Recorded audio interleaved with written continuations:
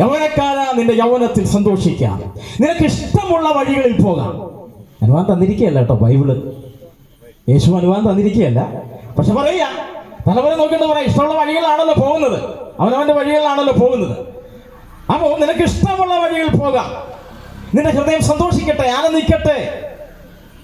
പക്ഷേ ഇതൊക്കെ നിമിത്തം ദൈവം നിന്നെ ന്യായവിസ്താരത്തിലേക്ക് വരുത്തും എന്നറിഞ്ഞുകൊള്ളുക. ഓ പ്രൈസ് ദി ലോർഡ്. അതാണ് ഞങ്ങളുടെ ദൂത്. ഇന്നത്തെ തലമുറ, ഒന്ന്, ദൈവത്തെ ഭയമില്ലാത്തൊരു തലമുറയുടെ നടുവിലാണ് ഞാൻ നിങ്ങളുമായിരിക്കുന്നത്. രണ്ട്, മാതാപിതാക്കളെ അനുസരിക്കാത്ത ഒരു തലമുറയുടെ നടുവിലാണ് നാം ആയിരിക്കുന്നത് ഈ കാലഘട്ടം. മൂന്ന്, ഗുരുക്കന്മാരെ ആദരിക്കാത്ത ഒരു കാലഘട്ടത്തിലാണ് ഞാൻ നിങ്ങളുമായിരിക്കുന്നത്. സ്കൂൾ കലാലയങ്ങളിൽ മദ്യത്തിൻ്റെയും മയക്കുമരുന്നിൻ്റെയും കേന്ദ്രങ്ങളായി മാറി സിന്തറ്റിക് ഡ്രഗ്സിൻ്റെ ഒരു കാലഘട്ടത്തിലേക്ക് വന്നിരിക്കുകയാണ്.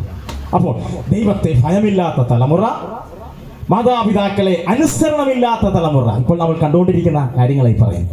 മൂന്ന്, ഗുരുക്കന്മാരെ ആദരിക്കാത്തൊരു തലമുറ. Price the Lord. ദൈവത്തിൻ്റെ വചനം വിളിച്ചു പറയുന്നു, യൗവനക്കാരാ, നിന്റെ ഇഷ്ടമുള്ള വഴികൾ നീ സഞ്ചരിക്കുക, നിന്റെ ഹൃദയം നിന്റെ യൗവനത്തിൽ സന്തോഷിക്കട്ടെ. പക്ഷേ ഇതെല്ലാം നിമിത്തം ദൈവം നിന്നെ ന്യായവിസ്താരത്തിലേക്ക് വരുത്തും, നീ അറിഞ്ഞുകൊള്ളുക. നീ വരുമെന്നല്ല, നിന്നെ കർത്താവ് വരുത്തുമെന്നാണ്. ആമേൻ. Praise the lord. വെളിപ്പാട് പുസ്തകത്തിൽ നമ്മൾ വായിച്ചത് എന്താണ്? ഇതാ ഞാൻ വേഗം വരുന്നു.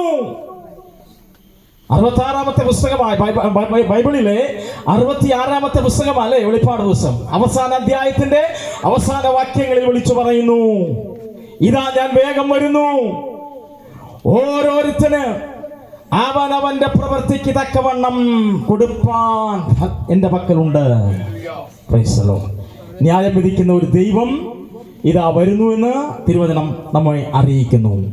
തിരുവചനം ഒരു മുന്നറിയിപ്പ് നൽകിയാണ്. മുന്നറിയിപ്പുകളുടെ പുസ്തകമാണ് ഞാൻ നിങ്ങളും കയ്യിലേന്തിയിരിക്കുന്ന വിശുദ്ധ ബൈബിൾ. Praise the lord. മനുഷ്യജാതിക്ക് ചില മുന്നറിയിപ്പുകൾ നൽകുന്ന ഒരേ ഒരു പുസ്തകമാണ് വിശുദ്ധ ബൈബിൾ.